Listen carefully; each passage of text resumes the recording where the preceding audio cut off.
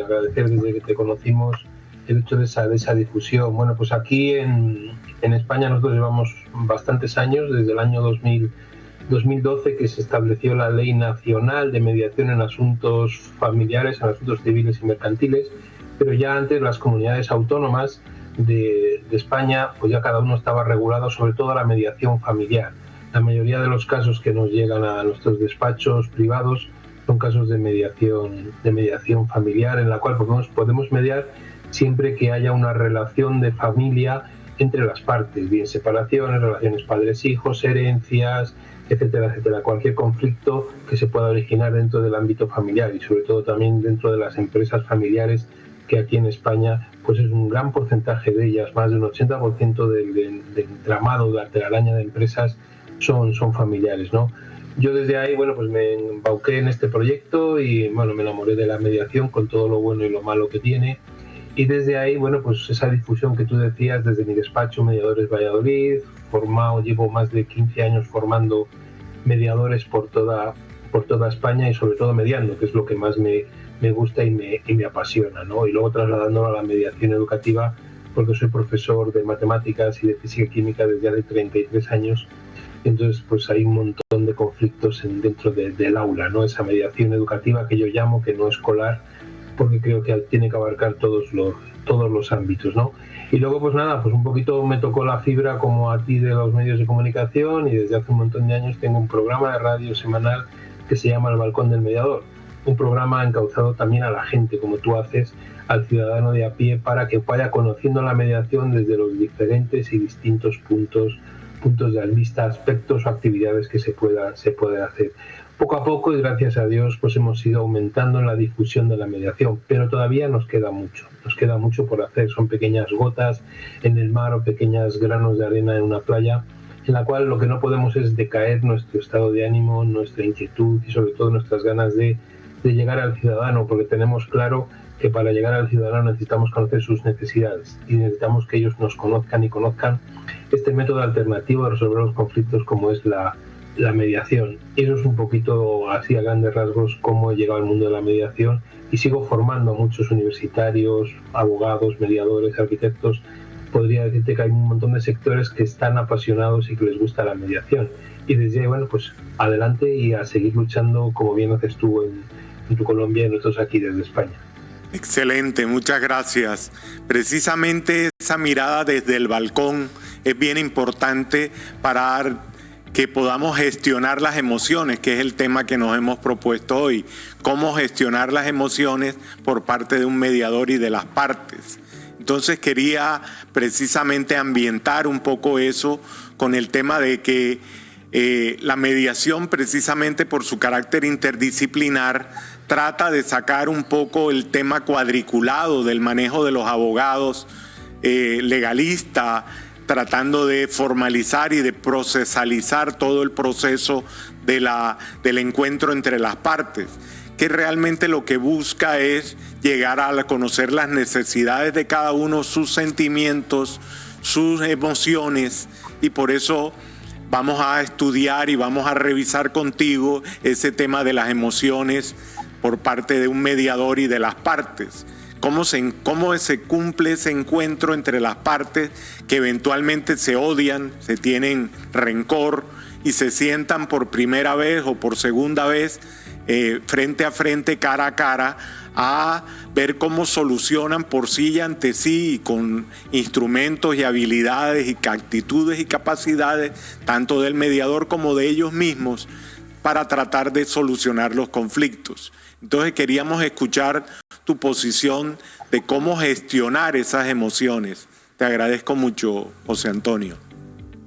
Sí, esas emociones son complicadas, son complicadas porque cuando entran a nuestro despacho y conocemos un poco el ciclo del conflicto, entran con conflictos de muy diversa índole, de distintos aspectos, y fundamentalmente tampoco sabemos en qué ciclo del conflicto se encuentran. Puede ser un conflicto que acabe de surgir y que no quieren que se enroque más, o que quieran recuperar, que es una cosa de las importantes de la mediación, que quieran recuperar la comunicación que existe entre las partes, una comunicación que puede venir rota e incluso puede venir nula, fundamentalmente, ¿no? O puede ser un conflicto que ya esté en su grado máximo y ya sea un conflicto en el cual como bien decías, con nuestras herramientas que podemos hacer, porque ya tenemos claro que en la mediación nosotros no podemos aconsejar, ni podemos derivar o actuar para que una parte tome una decisión u otra, sino al contrario, con nuestras herramientas lo que tenemos que hacer es que ellos sean los dueños de sus propias decisiones, que ellos sean los dueños de todo aquello que quieran acordar. Pero nosotros, como verdaderos expertos en controlar y en gestionar esas emociones, pues lo que tenemos que hacer es intentar que se pongan encima de la mesa. Yo siempre digo que los procesos de mediación, las sesiones de mediación, son como un puzzle que tenemos que poner encima de la mesa todas las piezas, que ellos pongan todas sus piezas, todas sus emociones encima de la mesa y luego intentar verlas, intentar ir armando ese puzzle, que hay muchas veces que no encajan las piezas y hay muchas veces que es muy difícil encontrar el lugar donde ver las emociones. Porque cuando están en un conflicto, yo siempre digo que el conflicto tiene dos caras, una cara A y una cara B, ¿no? Y cada uno lo percibe y lo vive de una manera totalmente diferente. Y como te están contando una de las partes, imagínense en una separación matrimonial, ¿no?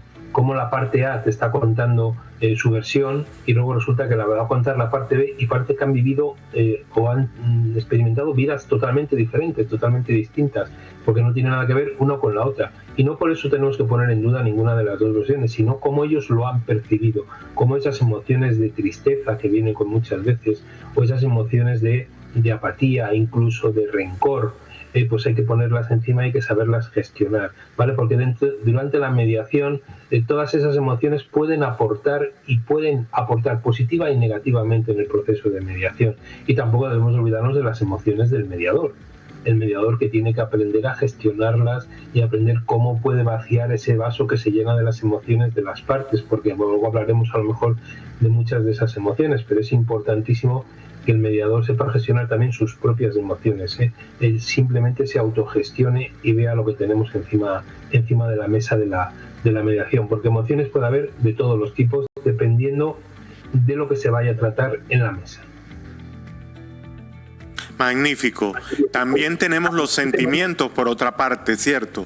Y cómo gestionar eso, que la emoción está por encima, es más simple, es más reactiva, pero los sentimientos ya tienen un grado de profundidad dentro del iceberg del conflicto. Tenemos una primera pregunta que queremos formular, que es ¿cómo influyen las emociones en la toma de decisiones? ¿Tú nos puedes contar, José Antonio, por favor? Sí, en la toma de decisiones es muy importante, ¿no? Bien decías tú ahora lo del iceberg. Acordaros que la teoría del iceberg dice que nosotros lo único que vemos por encima es una séptima parte del volumen total que tiene ese témpano de hielo en ese momento, ¿no? Entonces, a la hora de tomar las decisiones, ellos lo que quieren es cuando se sientan que les demos una solución lo más rápida posible. Cuando ellos empiezan a ver que nosotros no les vamos a aportar la solución, que tienen que ser ellos, empiezan a relajarse y empiezan a ver que esas emociones hay que irlas controlando, ¿no? ¿Hay que dejarlas salir? Sí, no podemos cerrar la emoción, es como una olla a presión que yo le voy a poner una tapadera y no dejo que salga todo el vapor, no, hay que ir poquito a poco gestionándolo, ¿no? Estas emociones en esa toma de decisiones pueden afectar a la capacidad que tengan las partes para tomar las decisiones racionales, a la capacidad que pueden tener para que esa toma de decisiones sean objetivas durante el proceso de mediación. Imagínense que tomamos decisiones dentro de detrás cuando nosotros estamos cargados de ira o estamos cargados de rencor o estamos cargados de miedo. Hay muchas partes que vienen con muchísimo miedo a las sesiones de mediación y se sientan ahí. Entonces eso también hay que tenerlo muy, muy en cuenta. Entonces la emoción influye muchísimo en la toma de decisiones. ¿Por qué? Porque hay que sacarlas, hay que sosegarlas, hay que, si me permiten la comparativa o el ejemplo, es como una botella de champán, ¿no? De cava que agitas, y cuando la agitas y sale el tapón, pues evidentemente empieza a salir con mucha fuerza todo lo que hay, pero si nos damos cuenta, luego el líquido que ha perdido es muy poquito, ¿no? Entonces aquí pasa igual, ellos tienen necesidad de soltar, de salir, y sobre todo de intentar hacer ver que su versión es la buena y su versión es la correcta. Entonces, una vez que saquen y liberen toda la tensión emocional que ellos traen, a partir de ahí ya podemos empezar a construir. Por eso es importante que esas primeras decisiones y esas primeras emociones que se pongan encima de la mesa sean gestionadas poquito a poco, no cortándolas, dejándoles hablar, dejándoles expresar, que entre ellos haya esa vuelta de comunicación para que cuando tengan que tomar decisiones o lleguen a la fase del escalado de las decisiones, pues sea muy, muy importante que ellos lo vayan a hacer en el mejor estado emocional posible. Y eso creo que es uno de los puntos en el que el mediador demuestra con sus habilidades y sus entrenamientos que está capacitado para ello. Sí, esa capacidad es también moderar el encuentro entre las partes para que no se escale el conflicto, ¿cierto? Porque puede que si las partes se odian o se tienen temor, como tú señalabas, puedan generar un encarnizamiento de la relación, una escalada del conflicto, una actitud hasta violenta de palabra o de obra, y cómo tenemos que entender también los gestos de las partes, ¿cierto? Porque estamos en el lenguaje no verbal y que es muy importante para que el mediador vaya percibiendo, vaya encontrando un buen camino para gestionar esas emociones. Tenemos otra pregunta, por favor. Sí, ya la ponemos en pantalla. ¿Qué papel juegan los prejuicios emocionales?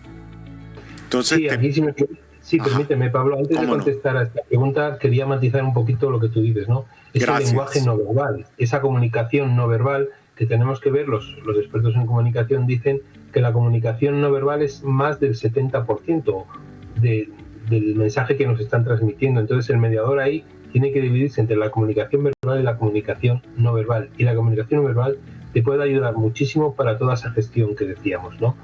Y la pregunta que planteas ahora de qué papel juegan los prejuicios emocionales, mira, importante que las emociones pueden estar vinculadas, muchas de ellas, a prejuicios o sesgos que tienen las personas, a sesgos o limitaciones que tienen. Y lo importante que es que las partes puedan reconocer esos prejuicios, que las partes puedan intentar superar esos prejuicios para lograr que la resolución y el acuerdo al que lleguen sea lo más justo posible. O sea, no es fácil reconocer un prejuicio, no es fácil reconocer un sesgo, pero sí es importante que intentemos trabajarlo como mediador con nuestras preguntas, nuestras técnicas, cualquiera de ellas, ¿no? El parafraseo, la reformulación, podríamos estar aquí hablando de muchísimas técnicas, pero fundamentalmente que se puedan reconocer. Y una vez reconocidos, se puedan superar. Y si vemos que nosotros aquí lo usamos mucho, si vemos que nosotros o existe un desequilibrio por esos prejuicios o existe un desequilibrio en las partes, tampoco cuesta nada porque el mediador lo pueda derivar a un profesional de la psicología para que puedan ayudarle a superar los prejuicios y desde ahí luego retomen y vuelvan a la mediación, ¿no? Porque si una persona no consigue superarlo, no va a haber equilibrio entre las partes. Y está muy claro que un acuerdo no se puede tomar si las partes no están en equilibrio. Si hay un desequilibrio tanto emocional como económico como de comunicación, una de las partes siempre va a sentirse ganadora. Y como nosotros siempre promovemos, no es ese ganar que mucha gente no entiende. Y lo que queremos es que las partes intenten acabar la mediación y en esa resolución justa que ellos han acordado, cuando les preguntamos, ellos puedan decir: he sido el dueño de mis acuerdos y me siento bien y creo que he ganado, aunque a lo mejor no hablamos solo de cuestiones económicas o monetarias, sino también hablamos de algo muy importante como es nuestra salud mental y la gestión de las emociones que he tenido guardadas durante tanto tiempo.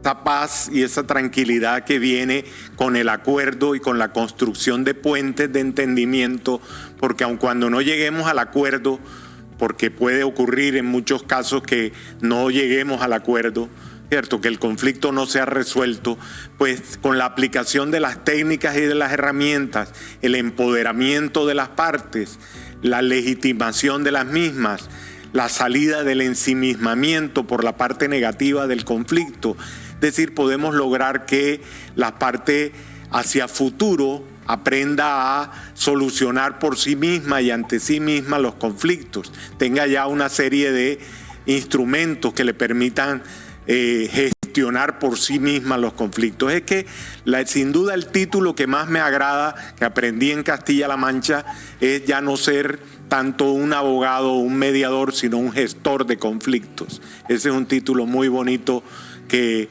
aprendí de Elena Soleto en mis clases de Castilla-La Mancha.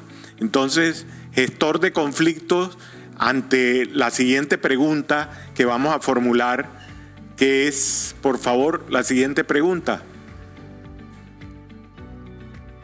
¿cómo afectan las expectativas emocionales al proceso de mediación? ¿Qué opinas tú, José Antonio, al respecto? las expectativas emocionales al proceso de mediación. Sí, importante que puede afectar de muchas maneras, ¿no? Y fundamentalmente que esas expectativas emocionales eviten decepciones, es decir, que se eviten en ese proceso, ¿no? No nos podemos crear expectativas en mediación. En mediación, como bien decías tú ahora, también es importante saber que no todo lo que llega a mediación tiene solución.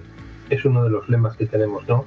¿Por qué? Porque a lo mejor la mediación puede ser gestión de conflictos, ¿no? Apoyo todo lo que tú dices sobre que aprendiste de Elena en Castilla-La Mancha, sobre gestores de conflictos, ¿no? De resolución de conflictos. Porque de esa manera no debemos olvidarnos que también hay otras maneras, como puede ser la negociación, como puede ser el arbitraje, para resolver la conciliación, para resolver los diferentes conflictos, ¿no? Pero las expectativas emocionales pueden hacer y llevar a muchas decepciones. Y de hecho, aquí casi siempre hablamos de las cosas negativas, ¿no? Aunque podríamos transformarlas. Cosas negativas en el sentido de que yo a lo mejor creo que emocionalmente esta persona va a actuar de una manera y tengo unas expectativas, o creo que va a avanzar por un camino o bien va a ir por otro, y resulta que esas expectativas emocionales de repente se caen, porque las emociones, no nos olvidemos, es como una noria que va sube y baja, y en ese sube y baja lo importante es que no se pare la noria. Eso es lo fundamental.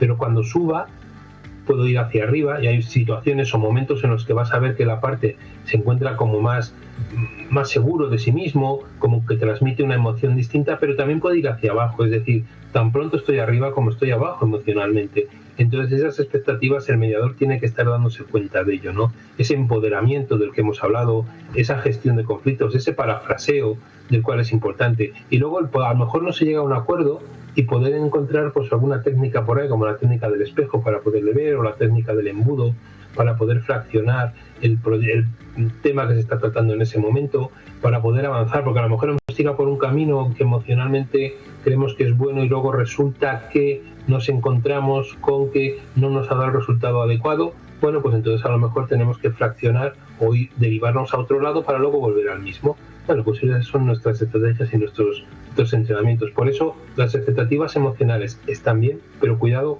sobre todo, que no nos decepcione y que las partes no caigan decepcionadas, porque si se decepcionan, puede que se cierren otra vez, no crean en la mediación y dejen de volver a comunicarse y demos un paso atrás en vez de adelante. El gran logro es la confianza en el mecanismo, en el método. Por eso tenemos este papel de difusores, de propagadores de la buena semilla de la mediación.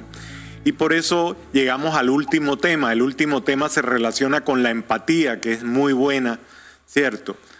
Y quisiera oír tu respuesta con relación a cómo se puede fomentar la empatía entre las partes. Para mí, Pablo, si me permites, es una de las técnicas más difíciles de conseguir. Voy a explicar por qué. Es una de las técnicas esenciales para comprender las emociones del otro. ¿Y por qué digo que es difícil? Porque está muy de moda, ¿no? Yo creo que no es lo mismo ser empático que ser simpático. Es totalmente distinto. Hay diferentes enfoques para utilizar esta técnica y para cultivarla y para la comprensión mutua, porque yo puedo ser muy empático contigo, puedo entender lo que tú dices, pero tengo que ponerme en tus zapatillas, tengo que meterme en tus zapatos de vida y entender cómo has llegado ahí, entender por qué has tomado esas decisiones, y eso es lo que no es fácil. Yo puedo entenderte, Pablo, pero acuérdense todos que la palabra pero es el borrador universal. Cuando una frase es muy positiva, pero viene luego la palabra pero, es que va a borrarse todo lo anterior, va a venir algo negativo, algo contrario a lo que me están diciendo.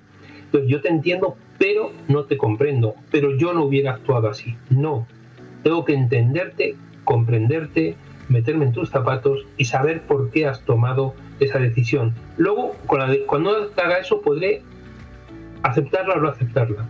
Pero lo importante es que yo, para ser empático, tenga que hacerlo de esa manera, porque también puedo comprender las emociones, porque quiero entender por qué estás alegre, por qué estás triste, por qué estás cabreado, por qué estás enfadado, por qué tienes cargado tu mochila personal de ira o de, no sé, de rencor, que es una de las emociones que suele parecer, ¿no? Porque en las sesiones de mediación sale mucho del pasado, porque hiciste, porque me dijiste, porque actuaste. Entonces desde ahí eso sí que es importante que lo sepamos gestionar y que sepamos que la empatía, el mediador puede ser empático hay que tener mucho cuidado. A nosotros en las sesiones de mediación, y eso es otra cosa que hay que decir claramente, lo que nos cuentan las partes es un trocito de la película de su vida, no es la película entera, entonces desconocemos muchos aspectos de ella, pero con el trocito que nos ponen tenemos que ir formando nuestro guión de las sesiones de mediación, y eso es fundamental. La empatía, técnica fundamental, técnica muy importante, pero técnica muy difícil de aplicar al 100%, porque muchas veces, repito, confundimos la empatía y nos quedamos en la primera parte, simplemente con el hecho de yo te entiendo, claro que me entiendes. Muchas gracias. Muchas gracias, José Antonio, no sabes cuánto te agradezco. Esto da para varios programas y para poner enlace entre España y Colombia cada día más.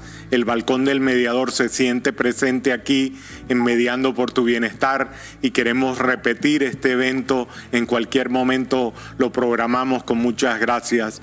Queremos agradecer a todos los televidentes por su sintonía en Mediando por tu Bienestar y los invitamos para una próxima oportunidad el día lunes a las 11 de la mañana. Muchas gracias, que Dios los bendiga. Gracias, José Antonio, Dios te bendiga. Muchas gracias. Gracias a vosotros, Pablo, y un saludo para todo el pueblo colombiano. Adiós.